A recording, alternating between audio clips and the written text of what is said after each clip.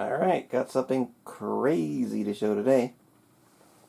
This is a dream come true, basically. This is the Gaming Boy, or Gaming Family Sound Edition. This is a hardware VGM player for Famicom systems, made by the same cool Japanese dude as the Game Boy VGM player that I uploaded some demos of a few weeks ago. This is his newest device. Been hoping to grab one of these, and I was lucky enough to snag one because he makes these by hand.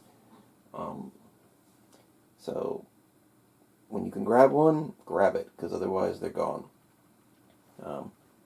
But yeah, and if you're looking closely, you probably noticed that there is a Akamachi Densetsu, aka Japanese Castlevania 3 cartridge, plugged in the back of it. Basically, the PCB is a Raspberry Pi Micro. Raspberry Pi Pico microcontroller, and it also has, of course, an expansion slot to plug your expansion cartridge to. And if you think I'm crazy, nope, I'm not. This is, in fact, a VGM player that supports a lot of expansion chips: VRC6, VRC7, MMC5, and 163. Technically, it officially doesn't support FDS yet, but that's coming. To use FDS, there's kind of an adapter board that adds some extra hardware that hasn't been released yet. But that is coming. It's already been proven, tested, and demoed.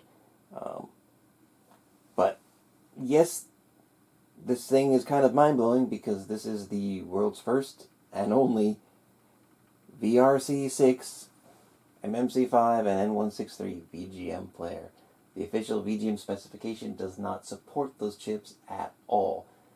Search the internet, there are no VGM files that support VRC6.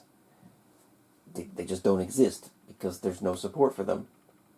So essentially what this guy did was he made his own new upgraded format. He doesn't give it an official name. I guess you could call it VGM Plus or VGM Custom. I don't know. It's essentially, I guess, kind of a hybrid format. Basically, what you do is you go online and get your usual NSF files, and then you convert them to VGM using Nezplug++, which, if you're familiar with Famicom and NES VGM files, it's a very straightforward, easy way to do it. There's a VGM modified version, so basically you play an NSF file through it, and it'll just output a VGM file as well, and then there you go. But of course, the normal versions you will find do not support these extra chips. But what this guy did is he programmed his own DLL file, which you just download, and then you put that in Nezplug++ directory, replacing the original, and then it spits out VGM files that also somehow manage to keep the data for these expansion chips. So you can even play these VGM files on a PC VGM player, and it'll play the APU part, but it'll act like the expansion audio isn't even there. It doesn't know what it is. It's not emulated. It's not supported. It doesn't exist. Same thing if you run the file for VGM to text, it'll give you all the APU data, but the expansion chip data is essentially a ghost. But when you play it on, basically this has custom firmware that runs on the Raspberry Pi microcontroller, and when you play it for that, it plays back perfectly. So yeah, pretty simple setup. You've got your USB-C, which connects to the host PC, and then you've got the cartridge slot on the back to plug in your expansion board. And then you've got this also has its own dedicated audio output, which is very nice, as it's basically it's a line out, and it basically bypasses the Famicom's internal DAC, giving you pretty much the cleanest possible audio you can get out of a Famicom. It's also a stereo connector, and it separates the two chips completely. So essentially the left channel is the expansion audio, where the right channel is the normal APU audio. The advantage of this is then, you send it to your mixer, and then you can adjust and mix the volume levels exactly as you want them to. So if you want to, lower the expansion a bit and raise the APU a bit, you can do that however you want, which is a nice little feature.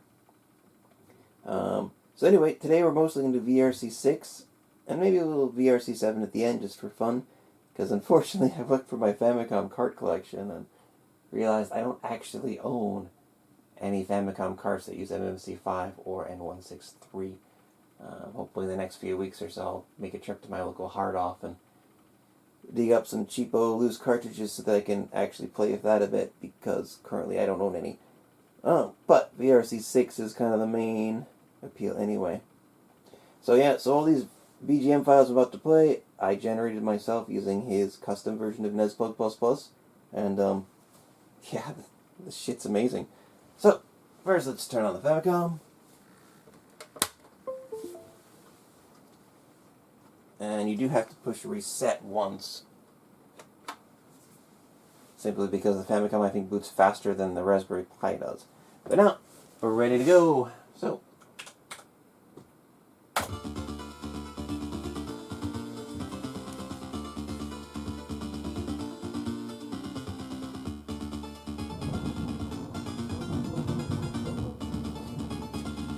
figures thunderstorm when I'm recording.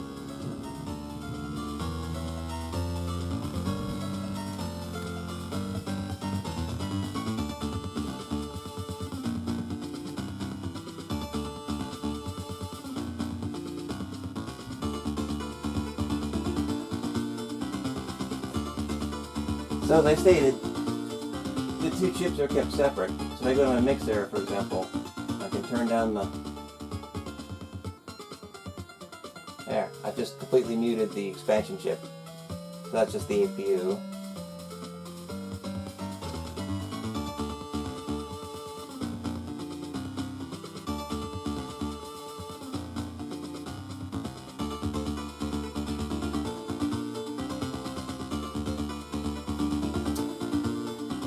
And yeah, this thing just works. This is...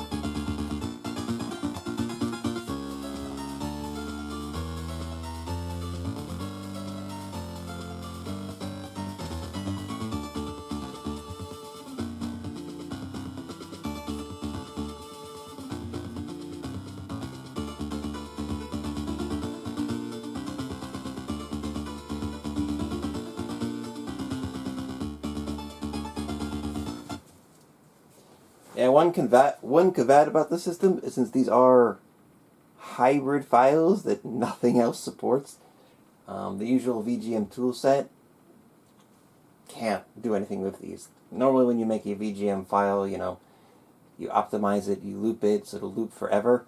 You can't do that because all of that software doesn't know what this file is. So if you want to make a very long recording, you really have to make a really, really long VGM file that just keeps looping as much as you want it to, because it will just cut off. So, let's see. Let's do... What's a Madeira?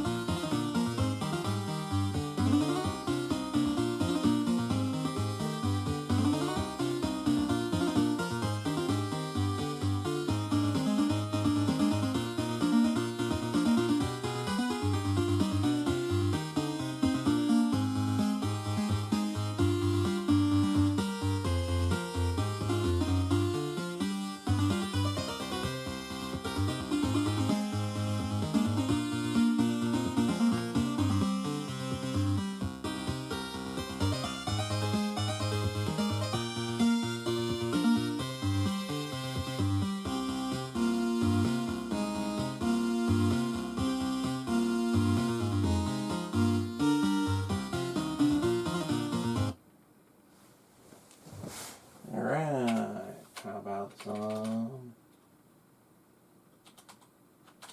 Esper Dream 2.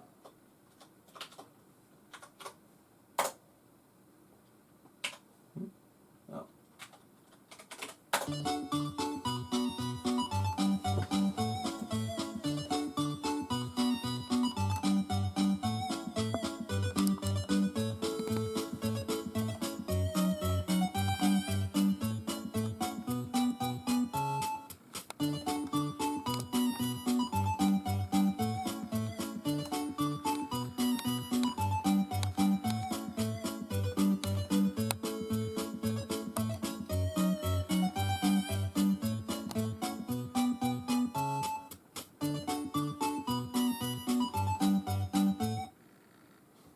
Yeah, I did the short recording on that one.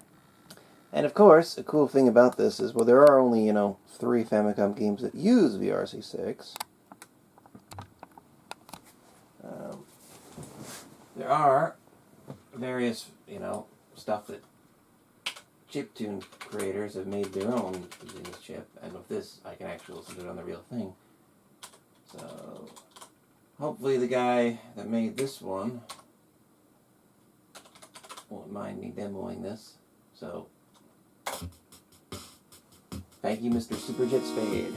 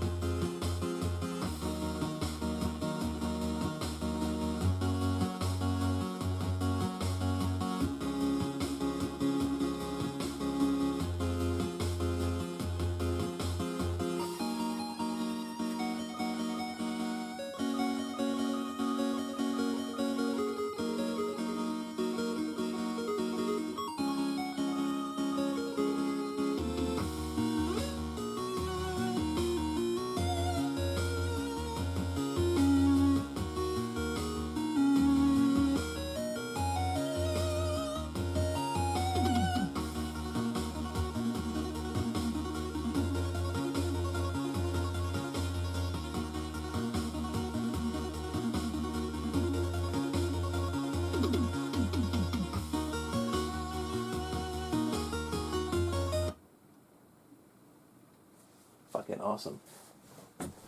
So, yeah. This just makes me want to run out and raid hard off and check out MMC5 and N163. And, well, I don't know if he's actually, the guy behind this will actually make this or not. He has stated that most likely the hardware could support, like some kind of extension PCB so that you could connect multiple cartridges. So theoretically, you could have multiple expansion chips going, which would be bloody amazing. But of course, all that comes at a cost. So whether that's actually going to get produced or not is, I don't know how likely that is, but damn. What else can I say? Well, just for funsy, let's switch this off for a minute. Alright, just gotta get the camera out of the way. And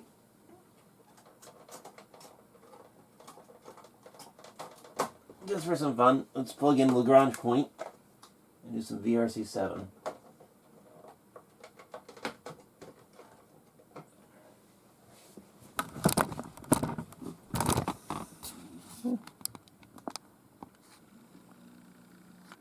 Yay!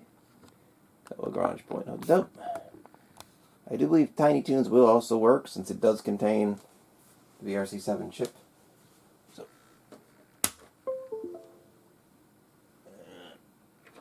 push reset.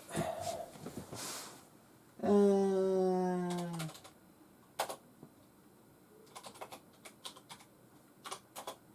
know what? Let's do something a little crazy, shall we?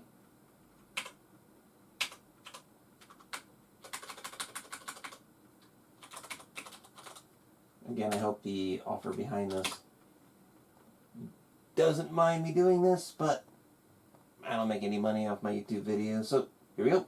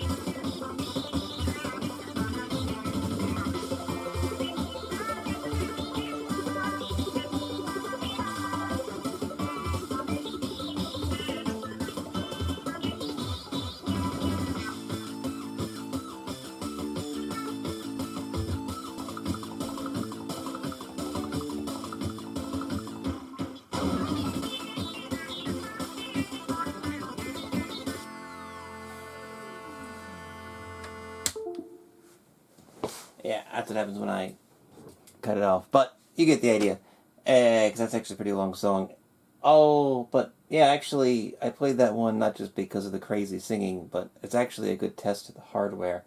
Because before, for Famicom VGM, I was using good old Mamedi Mimo and VSIF adapter, which is a very cheap and affordable way to play VGMs, but it does have a few limitations because of VSIF. The data is streamed over the 15-pin expansion port, which generally works fine, but there is a limit to the amount of DPCM you can send. That Ink Me Up track, for example, will work using that method, but you have to lower the DPCM sample rate quite a bit on the drums because it's just too much data. It just chokes. But in here, it plays perfectly. So, yeah. Finally, I can actually, for me, one of the reasons why I love VGM players is because I like to make my own recordings, because even if you buy official soundtrack CDs, I find they're kind of lacking. Castlevania 3 is a good example. The Castlevania 3 soundtracks that Konami made, for some reason they combined them. So like track 1 is like beginning clock tower and like a boss track all in one wave file. So sure, you could, rip as a wave and cut it up, but very short loops. So if you're like me and you just want to put your favorite track on and blast it for, 5 loops, with VGM files, I can do that myself. So, anyway, this shit's awesome,